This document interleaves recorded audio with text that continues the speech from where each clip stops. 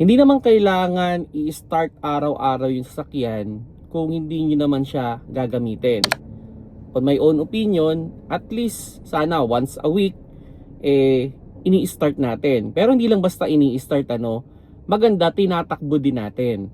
Para at least yung ating gulong hindi magkaroon ng oblong, yung ating preno hindi masyadong kalawangin, aside dun sa ibang mga component na dapat nagmo-move din yan. Hindi naman pwedeng puro start lang tayo. Ang issue kasi dyan, pag puro start lang tayo, so yung makina lang yung parang ine-exercise natin. Pero yung ibang component, hindi naman gumagalaw. Hello mga paps, I'm Kuya Shane at yun nga, meron tayong na-receive na question na related sa yung nga, na-stuck yung sasakyan o stuck yung sasakyan at kung okay lang daw bang araw-araw i-start. Actually, hindi recommended na araw-araw i-start lang natin Dapat kung hindi lang puro start, dapat tinatakbo talaga natin 'yan. Kasi ito ang problema kasi pag ang sasakyan puro start lang at hindi natin inaandar, isa sa mga pwedeng tamaan talaga diyan is yung gulong. Kasi yung gulong nakaupo lang doon sa isang lugar. Hindi siya nagro-rotate. So kumbaga, yung gulong natin, kung yung dahil goma yan, dahil lagi lang nandun sa posisyon na yon, so may tendency magkaroon ng bukol yung gulong natin or parang umoblong siya. So hindi maganda yon, di ba? So magpapalit tayo ng gulong yan. Kaya nga, di ba, ang sasakyan, pag nakatenga yan ng matagal, napaplat siya. Okay? Kumbaga, nagdi-dissipate din talaga yung hangin niya. So better na tinatakbo natin, iniikot-ikot din natin yan. Kumbaga, kung nasa subdivision kayo, di ikot sa subdivision ninyo, 'di ba? Para at least yung gulong natin nagro-rotate, yung preno din. Yan, yung preno, di napepreno-preno din natin. So yung na-accumulate na kalawang dun sa mga disc brake at drum brake, natatanggal din. Aside dun sa yung ating yung ating battery, na-charge din. Kasi kung puro start lang tayo, tapos halimbawa mga 5 minutes start lang, hindi naman natin na ibabalik yung nakukonsume nating power nung ini-start tayo. Sana at least mga 30 minutes to 1 hour man lang sana. Kaya better na tinatakbo talaga natin. Aside dun sa hindi rin maganda yung sobrang tagal na naka-stack yung fuel dun sa ating tangke. So kailangan talaga kinukonsume talaga natin yun. Kasi may rin yan, may expiration din yan, then yun, yung mga component din nga natin, kailangan nagro-rotate talaga yan Then yun, yung halimbawa, coolant. Kung di rin nagro-rotate ng maayos yung ating coolant, so pwedeng accumulate ng kalawang yan dun sa water pump. So pwede rin karoon ng corrosion. So hindi talaga hindi talaga ideal na ini-stack natin yung sasakyan natin. Yan, kailangan talaga tinatakbo. Pero syempre siguro may nagtanong diyan before sa akin paano yung mga nasa kasa, 'di ba? Yung mga na-deliver ng kotse pero after bisan inaabot daw ng 6 months bago na di-dispose and okay naman daw. Well, kasi bago pa 'yon. Kumbaga sa pag change oil mo 'yun, yung oil noon maganda pa. Unlike kasi nung ginamit yung kotse, syempre pag change oil mo yan, meron natitira dyan ng mga lumang oil. So yun yung medyo, kaya nga halimbawa, bago yung sasakyan, tas change oil mo, maganda pa yung oil nun. Yung unang tanggal, yung first 1,000 kilometers, ang ganda pa ng oil nun. Pero halimbawa, naitakbo na yung sasakyan na medyo malayo, tas change oil mo, kahit 1,000 kilometers pa lang, yung oil nun mas maitim na. So yun yung isang Then syempre yung transmission natin, kailangan na exercise yan. Yung mga shock natin, yung mga bushing, kailangan gumagalaw-galaw yan. Hindi yan pwedeng naka-standby lang sa isang posisyon. Kaya kung magsasasakyan man kayo, talagang dapat ginagamit nyo talaga. So yun, pwede naman siguro kayo maghanap ng mapagkakatiwalaan ninyo na mag-iikot-ikot man lang ng sasakyan ninyo. Kahit gamitin nyo man lang sana pamalengke. Yan, siguro kung once a week naman kayo namamalengke, dapat ginagamit talaga. Yun, actually like before, yung isa kong kotse, na-stack yata siya ng almost 1 month to 2 months. So hindi ko talaga siya ginagamit, hindi ko siya ini-start.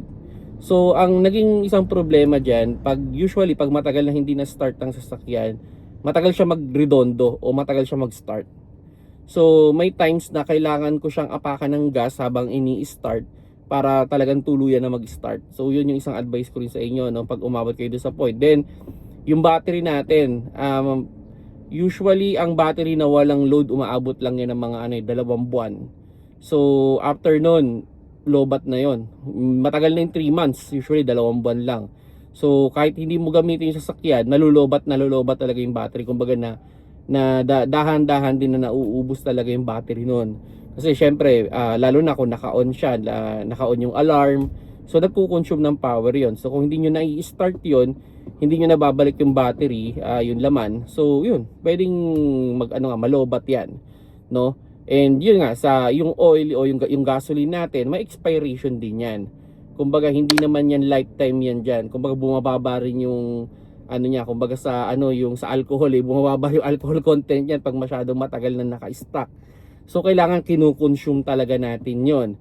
Then yung yan, yung gulong yan. So pag matagal na naka-stock yan, mapapansin niyo yung pinaka nakaupong gulong, yung nasa floor, doon nagkakaroon na minsan ng crack. So hindi rin maganda. So ang suggestion ko sa inyo, at least sana yon, once a week tinatakbo nyo talaga. Kahit iniikot-ikot nyo lang, at least siguro mga 1 hour nyo lang na i-start siya.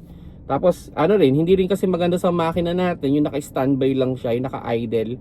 Dapat talaga ginagasan natin yan para mas mabilis yung circulation ng coolant, mas mabilis yung circulation ng oil. So mas maganda yung mas magiging maganda yung flow. Then yun, kahit hindi niyo ginagamit yung kotse, kailangan niyo talaga siyang i-change oil. Yan. So change oil talagang minsan ganyan, may mga nagtatanong, Kuya Shane, almost 5 months na yung kotse ko tas hindi ko ginagamit. And dapat ko pa rin ba siyang i-change oil? Well, yes, kailangan niyo pa rin siyang i-change oil, kailangan niyo pa rin palitan yung mga fluids niyan. Kahit naka-stock pa yan. Yan. Then yun, iwasan nyo rin sana na mabahayan siya ng kung ano, no? Kasi lalo na sa mga stock na sasakyan, minsan nababahayan siya ng mga daga, yan, langgam, ipis. So yun din yung natin, dapat talaga tinatanggal-tanggal din natin yan. No, nangyayari naman yan kasi minsan out of the country, 3 months wala, 6 months wala. So yung iba naman ang diskarte talagang naghahanap sila ng mag-i-start, magpapaandar.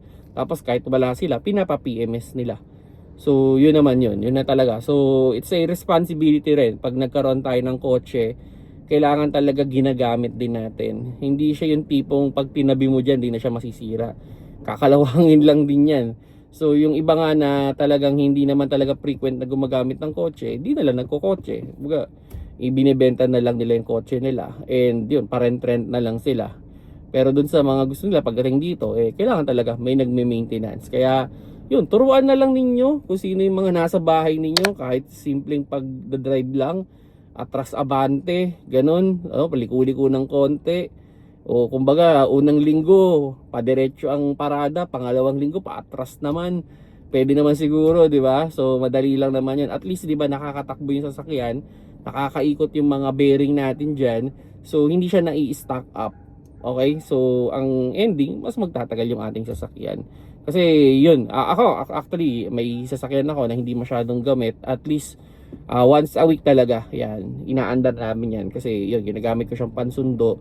So once a week talagang ginagamit. And mga long ride, siya talaga yung preferred namin gamitin. So yun, kailangan talaga gamitin. So dun sa question kung okay lang bang i-start everyday, no. At least once a week and itakbo natin. So yan yung i-advise ko sa inyo. And sundin nyo pa rin yung recommended na interval ng kanyang PMS kahit hindi gamit yung sasakyan para ma-assurance lang natin na mas magtatagal. Okay? Para at least 'di ba, yung gulong may expiration din 'yan, okay? So kahit di gamit 'yan, pinapalitan 'yan kahit sabihin mo pang hindi pa siya naubos. Ganun din yung mga liquid natin. Kahit hindi mo 'yan masyado na fully consume, kailangan mo pa rin palitan. Okay? So yan mga kaps, sana nakakuha kayo ng konting idea. Salamat doon sa nag-comment sa atin, no? At thank you sa pag-comment mo, ay highly appreciated. Sana nakakuha ka ng konting idea with regards to this video para at least may konti ka nalaman kung paano ba inaalagaan yung kotse. Dumaan din ako dyan and yun yung may a-advise ko sa iyo. So yan, kung nagustuhan niyo yung video, paki-like na lang mga paps.